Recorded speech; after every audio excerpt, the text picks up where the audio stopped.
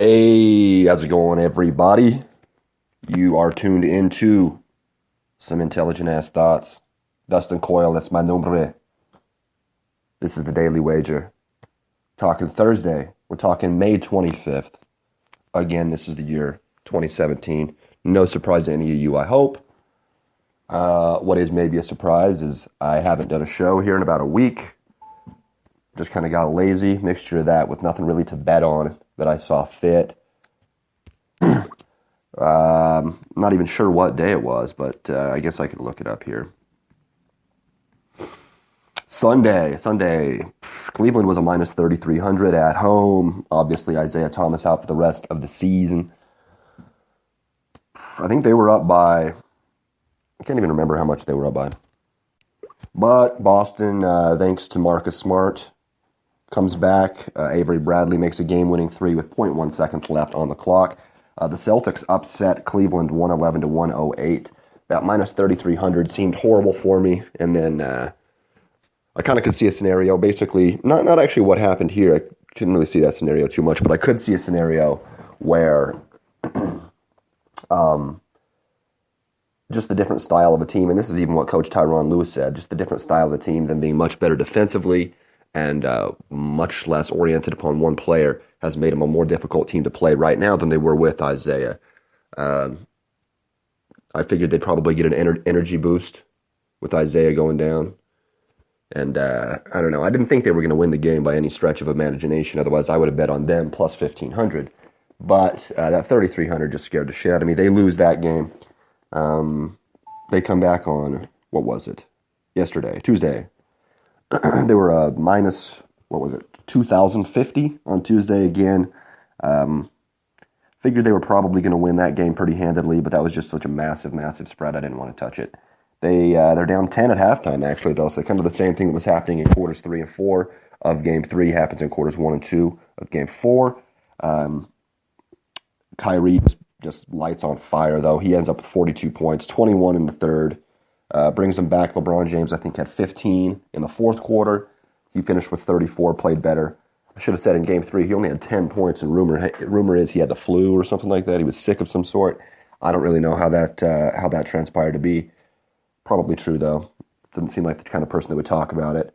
But they win Game 4 in Cleveland, 112 to 99. They're going to be going back to Boston today for Game 5, up 3 games to 1, trying to finish out the series. Another game that I didn't really see anything that I was too terribly interested in. Monday, Game 4, Golden State at San Antonio. Of course, no more Kawhi Leonard. Curry and Durant combined for 65. In this one, Golden State wins 129 to 115 on the road. Kevin Durant was just bullying the shit out of him, getting basically to the free throw line every time, making his shots. What did he shoot? Let me look at his statistics in this game. 10 for 13 from the field. 10 for 13 from the field. Only one miss that wasn't a three. 7 for 7 from the free throw line. 2 for 4 from downtown. He finishes with 29 points, 12 rebounds. Steph Curry with 36 points, 5 for 13 from downtown. Shoots 58% himself. Garnett has this incredible two-handed swat, like a double swat. He swats it once, and it goes off the backboard, comes back, and he swats it again with his other hand. Pretty fucking sick. Did I say Garnett? Durant? I always fucking say that. Everybody I ever talk to mixes these guys up every other day. Great win there. I can't remember what the spread was. I think it was minus 700 or minus 1,000 or something like that. It was pretty heavy for Golden State. Again, I figured like this could be a small trap game. Being up 3-0 already, maybe let their foot off the gas a little bit. Obviously, I was wrong. I just didn't like the spread either way for either of them, so I haven't bet on anything in a while. Or a couple of these, actually. Game 3, I bet on LeBron under 34.5 points was the thing. He got 10, so that was a pretty good one on that. I think that I bet like Kevin Love and Kyle Korver over 2.5 threes. I think Love went over. He had like 5 or 6 in the first quarter, I think. Kyle Korver's been off, though. He hasn't gone over 2.5 threes in a few games. Bet under on LeBron's three-point shooting in Game 3. Obviously won that because he didn't shoot too well. And then I laid off everything for the next 2 days. So it brings us to today. All right, we are looking at 6:30 p.m. TN to the motherfucking T. The Cleveland Cavaliers at the Boston Celtics. Game 5. As I just said, Cleveland up 3-1 already. Well, let's talk possible injuries here. Kyrie tweaked his ankle in Game 3, I think like the third quarter of Game 3. He ended up playing the rest of the game, played fine. Says he feels a little bit sore, but he's likely to play in this game. That's my biggest worry as far as anything for the Cavaliers go. Obviously, Isaiah Thomas is going to be out. Who else here? Amir Johnson missed Game 4 because of a shoulder injury that he suffered in Game 3. He is listed as probable for today, but obviously could miss here. Jay Crowder, with his groin injury, also listed as probable. And Jaylen Brown got a hit pointer in Game 4. He is actually listed as questionable. So there's 3. If you include Isaiah Thomas, obviously there's going to be 4 players there that have at least a possibility of missing the game for the Boston Celtics. I think that the Celtics will come out fired up. I think there's going to be a lot of energy in the building of the TD Garden here in what is likely to be their last game of the season. Without Isaiah again, I think that they're going to come out fired up, playing some incredible defense, share the ball very well. Marcus Smart's obviously going to start an upgrade defensively there. I think when they have Isaiah, they have a tendency to lull down a little bit all of the other players. I feel like people like Bradley specifically, maybe Horford. Horford has looked really good with Isaiah going down.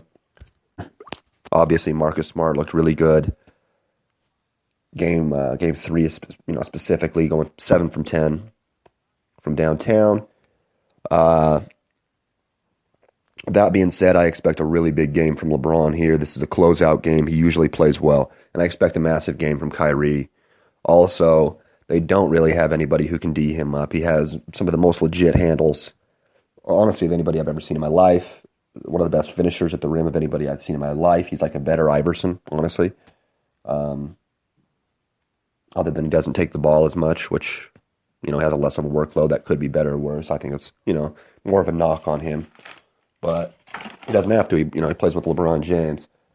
The only way I see the Cavs losing this game is if they shoot really, really poorly from downtown. And the Celtics obviously play really well. They get a couple of people in the 20-point plus range. And Horford plays really well down low against Tristan Thompson. Don't really see that happening. Kevin Love's been hot. Kyrie's obviously on fire right now. LeBron James has been LeBron-like. I think that we have a pretty likely chance of ending the series here tonight. Let me take a look at the spread here. Alrighty. Cavaliers going to be a minus 10.5 on the road there. And the juice is actually moving in the direction of that possibly changing to an 11. Moneyline 550 and 215.5 as the over-under. I'll take that money line, 550. That's not too bad. I expected that to be more of a 700, 800 range.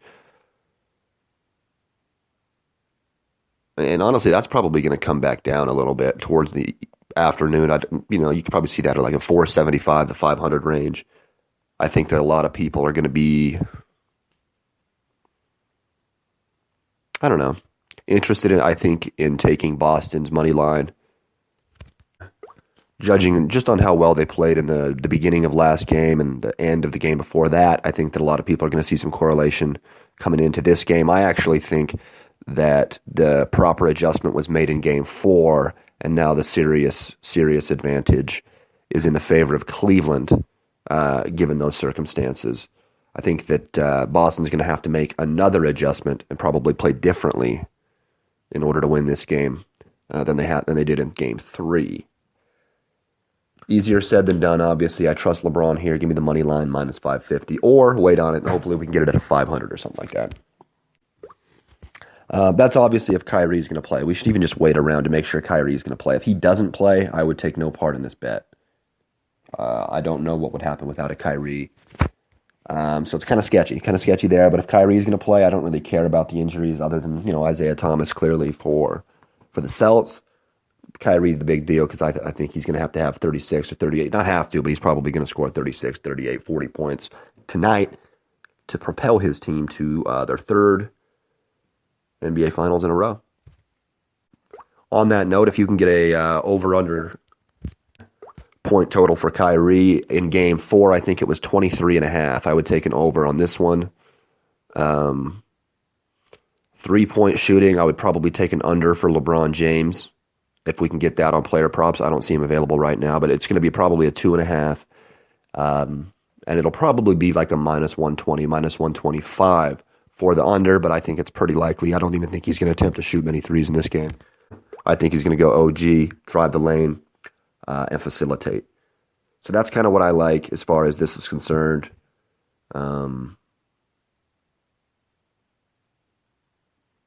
Yeah, the Cavs look good. Cavs look good. Had that one 4-quarter stretch where they didn't look good. They lose one game because of it, and that'll come back. Maybe that'll come back as far as costing them mentally against the Warriors. You know, the Warriors see a few chinks in the armor there. They obviously went 12-0. They're obviously going to have 9 days off, so we're going to see how that pans out. All right, everybody, go get your picks in. It was good to get shake off the pod rust, seeing as I haven't done it in 7 days or whatever. It's like the longest time since I started doing it regularly that I've gone. Kind of feels weird. But, I love you all. And until later, see ya.